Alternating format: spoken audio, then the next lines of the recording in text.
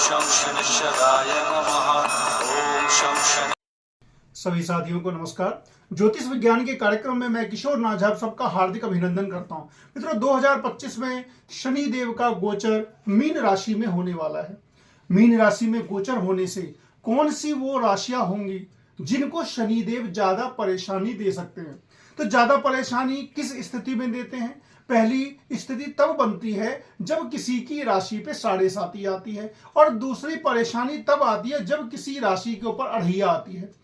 शनिदेव आपको समस्या देंगे या नहीं देंगे, यही विश्लेषण किया जाएगा इस वीडियो में। अगर आपकी वो राशि है, आपकी अढ़ैया भी लगी हुई है, 7.5 भी लगेगी, लेकिन क्या फिर भी शनिदेव आपको कष्ट देंगे? क्या कुंडली के अंदर आपका शनि कैसा है?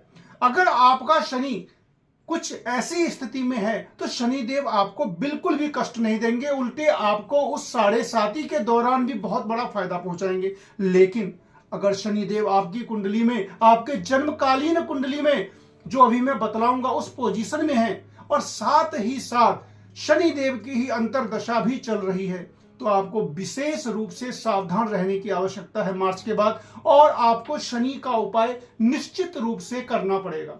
तो सबसे पहले बात करते हैं 2025 में शनिदेव जो पहली राशि है जिसको ज्यादा समस्या दे सकते हैं। गारंटी नहीं है, क्योंकि मैंने पहले भी कहा कि अगर आपके जन्मकालीन कुंडली में शनि अगर अच्छी पोजीशन में है तो किसी भी प्रकार का नेगेटिव इफेक्ट आपके ऊपर नहीं आएगा। लेकिन अगर जन्मकालीन शनि अच्छा नहीं है, शत्रु की राशि में है, जो सारी बातें अभी मैं डिटेल में बतलाऊंगा, अगर वो चीज है तो आपको शनि का उपाय 2025 में हर हाल में करना ही पड़ेगा।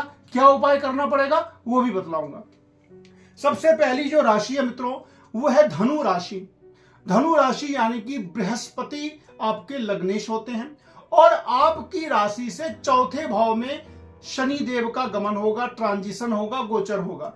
चौथा भाव जो होता है वो आपकी जन्म भूमि का होता है, आपकी कर्म भूमि का होता है, जहां आप काम कर रहे हैं अभी वो होता है। और शनिदेव जब वहां चले जाते हैं तो पूरी 7वीं दृष्टि आपके रोजगार भाव पर देंगे।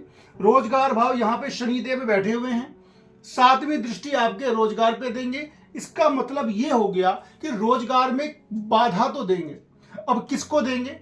आप अपनी कुंडली में खुद से देख सकते हैं कि अगर आपका शनि मेष राशि का है, वृश्चिक राशि का है, या फिर सिंह राशि का है, अगर आपका शनि जन्मकालीन 1 नंबर में, 8 नंबर में, या फिर 5 नंबर में अगर बैठे हुए हैं, या फिर शनि अगर अस्त हैं, शनि के आगे और लिखा हुआ है, शनि अगर सूर्य के साथ है, शनि अगर मंगल के साथ है, या फिर शनि पर मंगल की दृष्टि है, यानी कि किसी न किसी प्रकार से शनि अगर स्वयं पीड़ित हैं तो वो आपको पीड़ा अवश्य पहुंचाएंगे।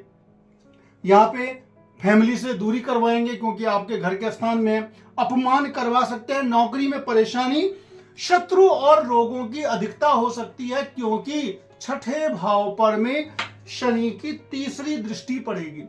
हालांकि पहली बार जो कुंभ राशि में जब शनिदेव थे तो लोगों को ज्यादा कष्ट मिला, क्योंकि शनि की तीसरी दृष्टि उस समय उनकी मेष राशि पे पड़ती थी। मेष राशि उनका शत्रु का राशि है, तो लोगों को काफी कष्ट हुआ है, बहुत सारी समस्याएं आई, नौकरी से लेकर के व्यवसाय तक। लेकिन इस बार के शनि क्या करने वाले हैं, उनकी जो तीसरी दृष्टि है वो मित्र की राशि है, तो ज्यादा दिक्कत तो नहीं आएगी। लेकिन अगर आपका जन्मकालीन शनि कमजोर है, खुद से पीड़ा में है, तो आपको शनिदेव पीड़ा तो देंगे। अब इसके लिए करना क्या है? मार्च 2025 के बाद से जब शनि का गोचर हो जाएगा, यानी कि हालांकि अभी से ही उसका फल मिलना शुरू हो जाएगा, आपको हनुमान जी की आराधना पूरे 2.5 साल तक लगातार करते रहनी चाहिए।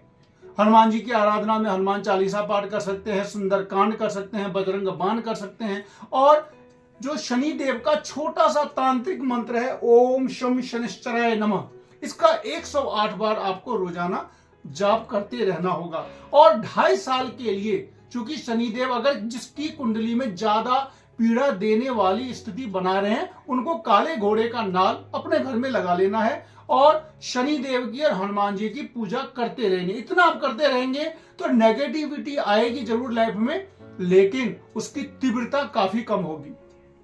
दूसरी राशि जो है वो है सिंह राशि। सिंह राशि लियो, लग्नेश सूर्य होते हैं, यानी कि शनि के शत्रु, शनि के पिता ही हैं सूर्य। अब ये कहां चले जाएंगे? अपनी चंद्रमा से अष्टम भाव में चले जाएंगे।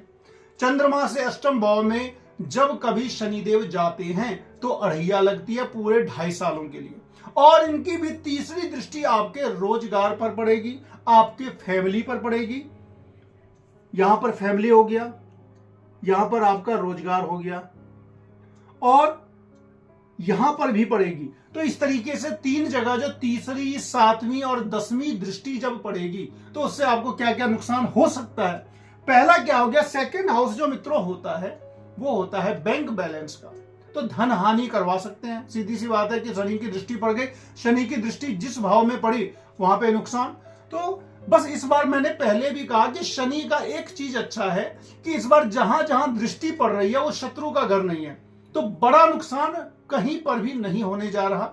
शनि की तीसरी दृष्टि शुक्र का घर, 7वीं दृष्टि बुध का घर, और 10वीं दृष्टि बृहस्पति का घर, तो कोई भी इनका परम शत्रु नहीं है। तो यहां पर धन हानि तो होगी।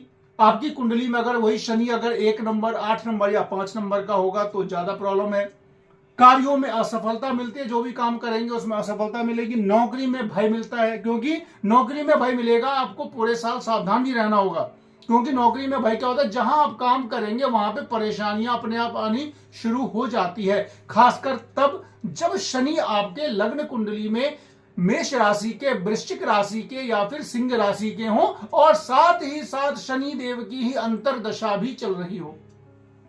जीवन साथी को कष्ट मिलता है, क्योंकि ये जीवन साथी का घर यही है, और जीवन साथी के मालिक भी शनि, और वो चले जाएंगे अष्टम मृत्यु के भाव में, तो वहां पे जीवन साथी को कष्ट मिलना संभव है। उपाय आपको सेम करना है, हनुमान जी की आराधना करनी है, शनिदेव की आराधना करनी है, शनिदेव का मंत्र करना है, ओम शम शनिश्चराय नमः 108 बार रोजाना जाप करना है, और हनुमान जी का जो जितना आराधना आप करेंगे उतना आपके लिए इस साल पूरा फायदा होगा।